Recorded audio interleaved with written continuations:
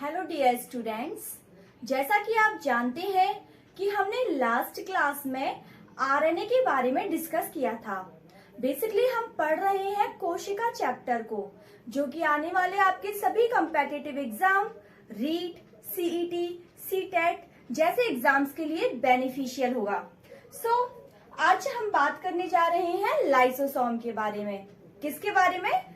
Lysosome, जो कि कोशिका का एक पार्ट है। सबसे पहले तो आप स्क्रीन पर देख पा रहे हैं कि लाइसोसोम दिखने में होता कैसा है। आई होप आपने देख लिया है लाइसोसोम का डायग्राम कैसा होता है। तो आइए जानते हैं लाइसोसोम के बारे में। लाइसोसोम जो कि जंतु कोशिका में पाया जाता है। जी हाँ, लाइसोसोम जंतु कोशिका के अंदर पाया जाता है। इसमें भी कोशिका द्रव के अंदर लाइसोसोम उपस्थित होता है। किसके अंदर? कोशिका द्रव्य के अंदर लाइसोसोम उपस्थित होता है। ये एक गोल सिंगल झिल्लियों से घिरी हुई थैलीनुमा संरचना होती है। लाइसोसोम जो है वो एक थैलीनुमा संरचना होती है, गोल संरचना होती है, जो सिंगल झिल्लियों से घिरी हुई होती है। इकहरी झिल्लियों से घिरी हुई गोल संरचना होती है, थैलीनुमा संरचना होती है। इसके अंदर 50 हाइड्रोलाइटिक एंजाइम पाए जाते हैं। अब ये हाइड्रोलाइटिक एंजाइम क्या है? ऐसे एंजाइम जो भोजन को पचाने में हेल्प करते हैं। तो कुल मिला के हाइड्रोलाइटिक जो एंजाइम है वो पाचन एंजाइम होते हैं। कैसे एंजाइम होते हैं ये? पाचन एंजाइम होते हैं। आगे हम देखते हैं हमारा जो लाइसोसोम है इसके क्या क्या उपनाम हैं, क्या क्या इसके अन्य नाम हैं जिनसे क्वेश्चन एग्जाम में पूछा जा सकता है। लाइसोसोम को आप कह सकते हो कोशिका का एटम बम। क्या?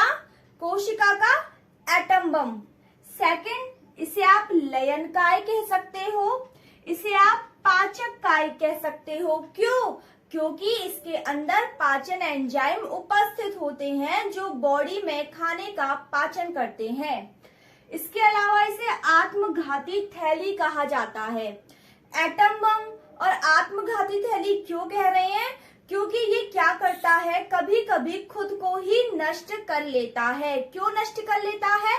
क्योंकि इसके अंदर पाचक एंजाइम होते हैं, जब वो प्रॉपर वर्क नहीं करते हैं तो ये खुद को नष्ट करके एक नया एंजाइम बनाता है। ओके, नई तरीके से वर्क को स्टार्ट करता है।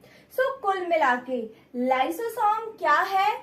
जंतु कोशिका में पाया जाने वाला, किसके अंदर? जंतुओं में पाया जाने वाला कोशिका द्रव्य के अंदर उपस्थित रहने वाला कोशिका का एक पार्ट, कोशिका का एक भाग है। यह गोल होता है, इकहरी झिल्लियों से घिरी हुई थैलीनुमा संरचना होती है। इसमें 50 प्रकार के, कितने?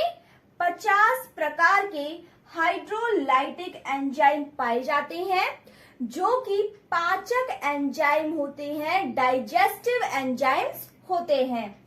इसके उपनाम के बारे में देखा, इसे कोशिका का एटम बम कहते हैं क्योंकि ये कभी कभी खुद को ही फोड़ लेता है, खुद को ही ब्लास्ट कर लेता है, नष्ट कर लेता है।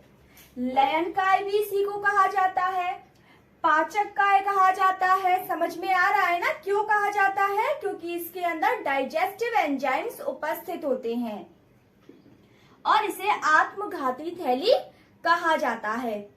आगे हम बात करते हैं जो लाइसोसोम है इसकी खोज किसने की थी? लाइसोसोम की खोज करने वाले कौन थे? तो देखते हैं क्रिश्चियन डी दुबे। कौन थे? Christian D Dubey.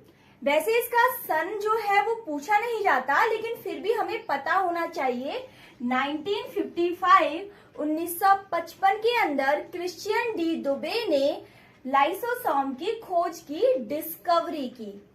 अगर बात करें इसके वर्क की तो हमें इतना तो समझ में आ गया, क्योंकि लाइसोसोम के अंदर हाइड्रोलाइटिक एंजाइम होते हैं, यानी पाचक एंजाइम होते हैं। इसका मतलब इसका मेन काम क्या हुआ? पाचन में मदद करना। क्या हुआ? पाचन में मदद करना। ये क्या करता है? पाचन में मदद करता है, क्योंकि इसके अंदर 50 हाइड्रोलाइटिक एंजाइम उपस्थित होते हैं, पाचक एंजाइम्स प्रेजेंट होते हैं। अब ये बात करते हैं कि लाइसोसोम की जो मैक्सिमम संख्या है, जो सर्वाधिक संख्या है लाइसोसोम की, वो कहाँ उपस्थित होती है? तो WBC, व्हाइट ब्लड सेल्स, हम सभी जानते हैं व्हाइट ब्लड सेल्स WBC के अंदर लाइसोसोम की सर्वाधिक संख्या उपस्थित होती है। क्या है लाइसोसोम?